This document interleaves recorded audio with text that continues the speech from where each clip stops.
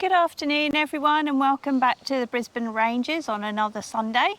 It's a really beautiful day, so we just thought we'd do a quick run around the caravan to let you know what we've done to it. Yep, so just to give you an update, the idea here is doesn't matter what the van is, when you buy them brand new, there's always improvements that can be made to be able to go out and travel this beautiful country. Things that you need to do to make them ready to go on graded roads. Our van is not a full off-road van, so this information that we're giving you now will it will basically be relevant to people who have off-road vans, and also people that have got vans like ourselves that want to do a bit of graded roads. So what we're going to do is we're going to walk around the van and we're going to just point out and discuss with you what we've done to make this better than they come out of the shop. So I think what we'll do is we'll start at the front. Okay. Okay, so I've got Tanya on the camera, so Yep. she's going to be my camera girl. So we're starting at the front. This was an option, the toolbox, for this particular vehicle. Some caravans, or for this particular van, some caravans have a front accessible boot. This van doesn't. It has got good tunnel boots on it, but an option was to go for a small or large toolbox. We went just for the smaller toolbox, and what it does is it enables you to put things like your ramps, just odds and sods in there really, to keep them readily accessible when you're wanting to hitch and unhitch and get the van set up. So what I do is I keep all of the equipment that we're going to need for hitching and unhitching the van in this front tunnel boot. So that's always a good addition to a van. Secondly, we've got the Stone Stomper, which is an Australian product, available off this website. They are very quick at sending them out. Just need to take a few measurements off the back of your vehicle and the front of your van, give them those measurements, and it's all very simple. They'll make you one up. Now the idea of this, it's basically a piece of netting, hooks onto a bar that goes onto the back of your vehicle. These are all bungees, so it doesn't restrict the movement. I have added to it this piece of, I think it's 34mm conduit, and I've just put some table feet on the end of it just to stop this from pulling off. And the idea of this is when you're flexing around and turning, it stops the actual the Stone Stomper from being able to drag on the ground. So you don't have to have it, but it's advisable to do it. Gives you a little bit more support in the middle there. The other thing that I've done is fitted a set of mud flaps across the front of the vehicle, so across the front of the caravan. The idea of these mud flaps stops any stones that are travelling under the Stone Stomper from coming underneath the van and hitting anything important.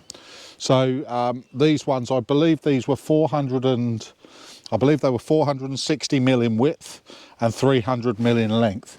And for that I ended up with 5 which fitted perfectly across. And these are a simple enough fix. I mean, basically all you do need to put a strip above them, so you don't want to be screwing straight through them. You could use large penny washers, but I just got some alloy from Bunnings, measured it up and basically just screwed through them. So it stops them from being able to pull through the actual tech screws which hold them on. So a couple of stick-on hooks. We use this to hold our little Navigator kitchen buddy, which just hooks up here when we're using the barbecue or when we're using the campfire for cooking. So it's just an advantage to have some hooks on the side of your van, and these are just again from Bunnings. These are the command ones that you can peel them off again when you're done, and all we've done is just pop a couple of those on there. Okay, pool noodling. If you go to someone like Kmart or Bunnings, you can buy pool noodles. Good idea to go through all of your plastic pipe work just with zip ties, cut the pool noodle down the side, wrap it around your pipe work, and it gives you some protection there. Should you get a flying rock hit the PVC pipe, it stops it from breaking the pipe. So that's that. Okay. So the next thing that we did is, as you can see up here on these lights, they've got a yellow film over them. Same thing with the outside light. and I will be putting links to all of these things that we're discussing. Any videos that we've got on doing this, there'll be links coming up at the top. So if you want to watch or see how to do it, just click on the links, take you straight to those videos. So the idea of the yellow over the actual lenses is the fact that the white light was attracting a huge amount of moths and other bugs at night in Queensland. And so what we've done is we've put a yellow film over. That gives you an amber light, and it doesn't attract as much flying insects at night.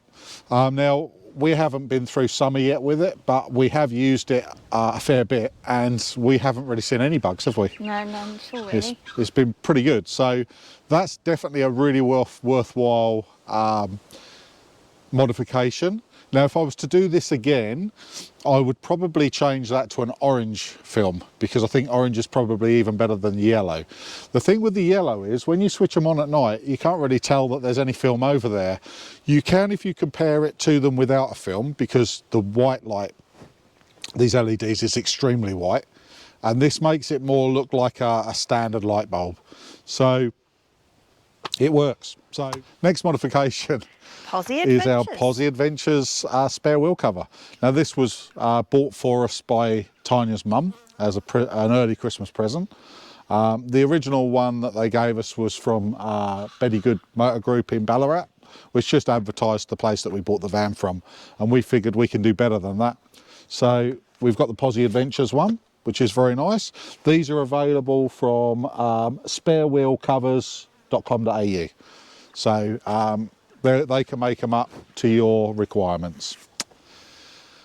Okay, next thing at the back would be the reversing camera or the rear view camera. Now, this van had that camera on it, but it was angled down at the back of the van, and I believe most of them come out like that. They're good if you're reversing them up to a tree or reversing them up to a post or something like that, because they give you a view that shows you your spare wheel. But for when you're towing, that's really not really good enough. You want to be able to see who's coming up behind you. Now, this is a Dometic or Waco reversing camera. And with this one, when you take those end caps off, there's two adjustments for the actual position that the camera can be in. And all you do is just whip out the screws, twist it to where you want it, and there's only one other position it can be in, which is the position it's in now. Now, in that position, it gives you a fair view up the road behind you. So it's quite good for telling who's coming up behind and whether you're holding traffic up. So definitely worthwhile doing that modification if your van comes with a reversing camera. The next thing we've done is a diesel heater, which will show you the install inside the van shortly. But just to show you on the back, on this one, it's a 15 litre fuel tank. I've mounted it through the composite panel on the back, and the weight of the actual tank is being taken by the rear bar. I will just show you underneath, the install underneath, and again, there will be, up at the top, be this side, there will be a link to the install on this van. So just going to quickly whiz the camera underneath. So what you can see is, obviously this is where the diesel heater mounts. It's got a fuel line from the tank through a filter straight to the actual diesel heater. Exhaust pipe just out there, and all the wiring running down and across and to the front. Air intake just there. Fairly simple job, it's not particularly hard to do. Just takes a day's work. Okay, if anyone watching this has got any advice on how to make these easier to get off, please leave a comment, because I've got arthritis in my fingers, and I've got to say, these are an absolute pain to try and get off, because the design is just supposed to push in the middle and pull at the top. Yeah, doesn't work that well. So if anyone's got any ideas as to how to make these easier, maybe with a tab or something to get them off, leave a comment down below or message me. Okay, the next thing that we're going to talk about is something which really, if you're going to do any sort of graded work travelling at all, And where we are, we have to do graded work just to get out. These really do need to be changed. Now, commonly enough on caravans, they fit drain taps on your water tank that are just a plastic tank. They're not very good. One rock hits them and they break. So what I've done, again, Bunnings, go to Bunnings, get a stopcock for an airline, get a couple of airline fittings, take the old ones off, and basically these are all brass now. So obviously you've got your drain tap there. A rock can hit that and you're not gonna lose all your water, which is what happened to us the first time we went out on a graded road. And our friends Michelle and Jason from, there you see, it's too long. Michelle, it's too long, hang on. Our friend from Family Trippers Oz Style. Told you, it's a mouthful though, isn't it? It is a mouthful, but at least I don't forget it. No, you don't. So our friends Michelle and Jason from Family Trippers Oz Style. Yay. Yeah, first time we've got that right. They had the same problem when they took their van and did a bit of graded roads. They smashed theirs off, and they were actually, I believe, out in the middle of nowhere when that happens. Luckily, they spotted it in the mirror and managed to block off the water leak and didn't lose all their water. But definitely a good advice would be to change that and get rid of it. Is there anything else that we've done? There is, you're right. So the list is endless, isn't it? We just keep doing stuff. Okay. Just watch the dollar signs. Yes. So the other thing is this van did only come with one battery. So what we've done is we've installed a second battery. Now the battery's fairly straightforward. When we bought this van, we ordered a second battery box. It wasn't fitted, but we ordered one. Fitting them is very straightforward. These are only tech screwed in actually. So it's really just a case of drilling the holes and sticking the tech screws in, and that's what holds your battery in place. We ordered a second battery to match the battery that the van came with. And then all you need to do is you just need to link the batteries, and the link is done. You take the positive and negative off of your current battery, your single battery. Your positive goes to one battery and your negative goes to the other. So you're splitting your positive and negative between two batteries. And then you do a couple of link leads that go from positive to positive and negative to negative.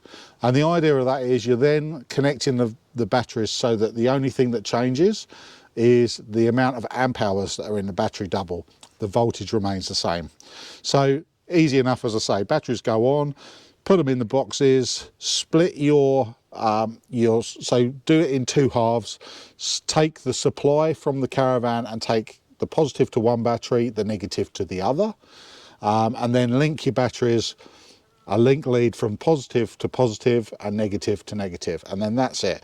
Once you've done that, you go into the van, and this particular van runs BM Pro as its operating battery management system. With BM Pro, you do need to go in and just tell the management system that you've now got 220 amp hours of batteries instead of 110, and then all the calculations it will give will be correct for the battery. But yeah, very worthwhile. The other thing that we've done is underneath here, just here, and what this is an Anderson out inlet. Sorry, I've done it in a red Anderson so it doesn't get confused with anything else, but this is basically for an unregulated solar panel. Now I have Enerdrive, the fold out blankets, and they're unregulated, so with this one you can plug into it, and again the installation of that will be up the top there. You can plug into it, you can run the solar panel, and you'll get the BM Pro will calculate and add the voltage that you'll get into your calculations on your display. Okay, I think that's everything, isn't it? Here. So we'll start at the very entrance. So a friend of ours bought us some muck mats, one for outside and one for the step. Absolutely fantastic. They do really stop a lot of the dirt coming in. They do indeed. Yeah. So one of the things we were looking at when we first got the van was, does this table here convert to a bed? And we were told it could convert to a bed, but we needed to have a cushion mate. So we had a cushion made for it, and we underneath here, because it was quite unstable and it would probably only take the weight of a small child without it, Richard has drilled some, what will you call them? They're basically table legs is what I've put. So what I've done, you can see underneath, is just mounted in all four corners some bases for table legs. And then the idea is, because most vans that are designed for the bed to for the table to become a bed would normally have either some angle strips here or some battens here, so that when the table comes down, the weight of whoever's sitting on the bed is taken by whatever's mounted here. Now, our van was never intended for this to be a bed, albeit I think probably missing out on something there with Franklin, because it's totally usable as a bed, but it doesn't have the support pieces put in, and the table is not cut to the exact size it would need to be for you to be able to put your own pieces in. So with that in mind, I looked at it and I thought, well, I don't want to be putting huge chunks of wood in around here. There's got to be another option. Okay, so basically 4 legs. We just carry them in this bottom drawer, or this bottom thing, and they fit in there perfectly. No problem at all. So 4 legs. The legs just need to be, I should have put my glasses out. Why can't I get it started? Okay.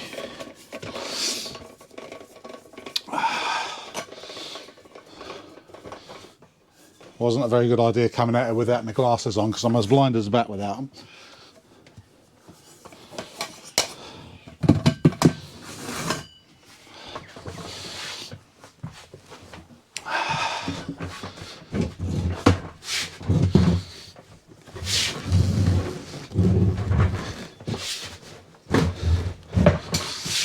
I don't know. So the idea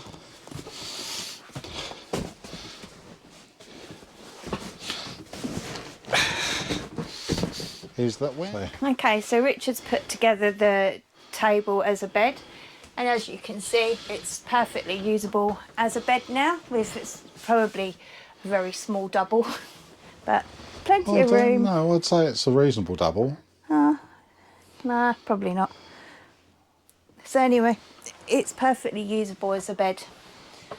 So that was one of the big things that we got done when we got the van delivered. Down here, Richard's fitted an internal recessed Anderson plug, so that we can use the travel buddy or the fridge or anything that we want in here while we're travelling, so it's a constant live on 12 volt. And here is the control for the diesel heater, which Richard will explain more later. Up here we've fixed a holder for the remote control for the aircon, and we've also fitted a CO2 emissions thing here, a carbon monoxide alarm, just because we've got the cooker on gas, the fridge on gas, and the diesel heater as well. So that's all modifications that we've done. Okay, so next we've got a Scirocco fan, which Richard fitted. Yep. So that we've got some airflow, very quiet. I believe there is a new one that's now just come Definitely out. blowing hair. Yeah. We believe there's a new one that's just come out, which is brushless, but this is perfectly good for us, and it This is the Scirocco. folds away quite neatly. And these are the Scirocco too, so they're not old, but yeah, they have brought out a modified version of it now. And fitting these, all you need is a 12 volt outlet somewhere or a 12 volt supply, and I took the 12 volt supply from here. So you're only running a very short piece of wire, which actually comes with it anyway. But it basically, it's very simple. Just take that off, tap into the back of it, run the wiring down, poke it through and connect it to your fan. Very simple.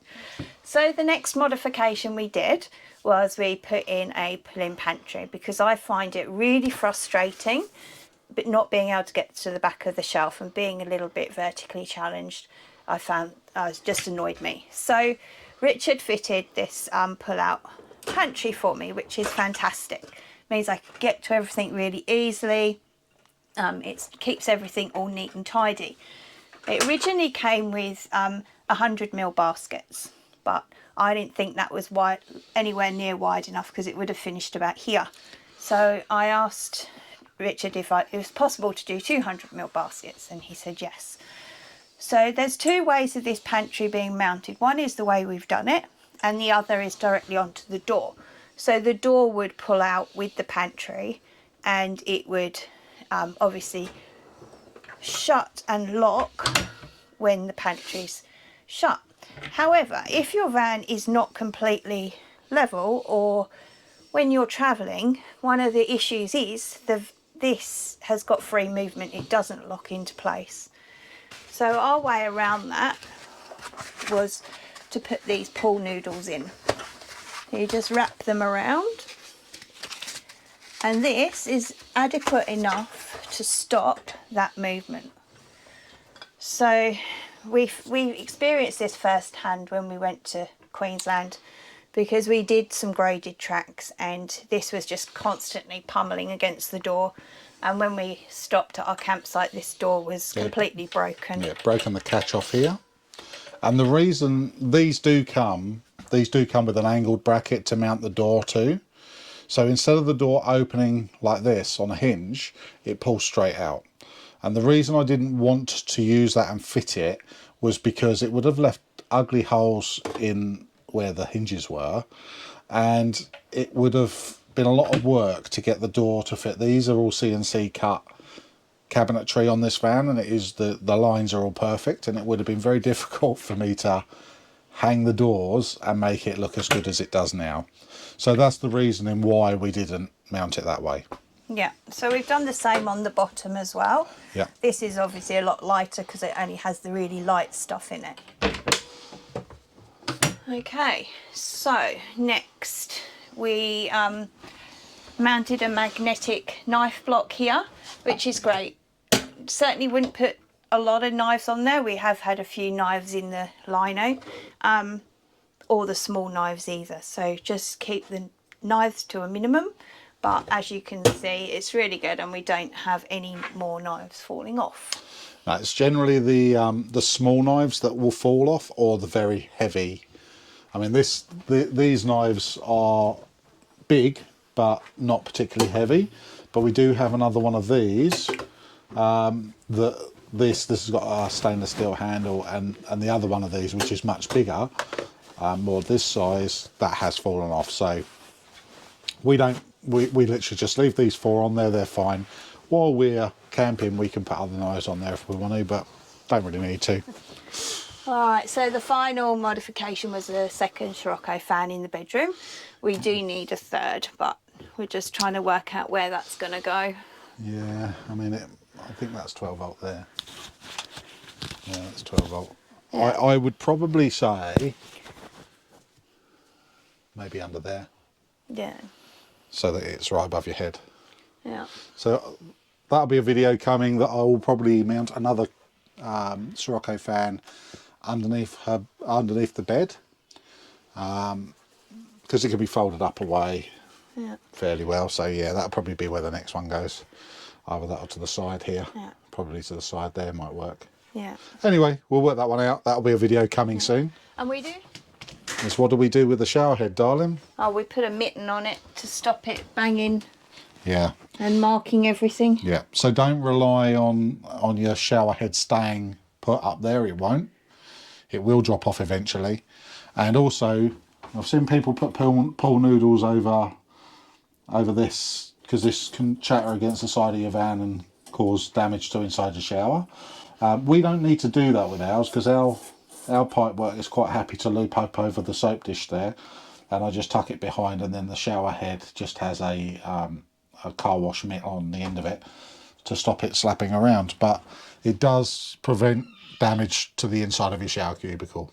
So definitely a good idea there. And we've put a little thing to keep the broom in place as well. We have. Just a little clippy thingy. So one of those command broom holders. And the other thing that we've done is a fusion lock to the mirror, just for a cup for cleaning your teeth and holding your razors and stuff like that. Fusion lock's very good. It comes with a little hand pump, and they're very good. They stay on. Except if you put them in the shower and leave stuff in there. there. We did put one in the shower, actually, this basket down here. And although the fusion lock stayed on, the little angled plastic clips that the tray hangs on snapped, and the whole thing come crashing down inside the shower. So now we just keep all of our shower goodies in there and just lift it and put it in the shower when we need it. It doesn't hang up anymore. Okay, so the last thing that we did, well, actually the latest thing we've done, I'm just going to quickly go here. The side of this this cushion used to keep pinging off, and that's what you can see the way it doesn't. Anyway, it's only held on with double-sided tape, and so we just put a little screw-in upholstery button there just to hold it, and just neatens it all up. So anyone with a CX22 Club that's seeing that when they walk in the front door, go to Bunnings, get yourself an upholstery button to match these ones, which are standard, and they're just, again, no idea why they don't do it in the factory, but they don't. They did it on the display one, didn't they? No. The guys at when we went to the show at Sandown Racecourse, and they did it there. It had a button there, but it's not at the factory. No, it was. So Tanya's right. We did see CX22 when we were at the Melbourne show, and when we walked on, the first thing we noticed was a little plastic button on the actual cushion there. But that was actually fitted by the dealership, not by Franklin. So we've just copied their lead and done the same thing. Okay, next thing, obviously the diesel heater. So this, again, the link will be at the top for the fitting of this, but this was just a cheap Chinese diesel heater. I think we paid 130, 140 bucks for it, something like that. Did have an issue with the one that I bought, which is just sod's law, if you like.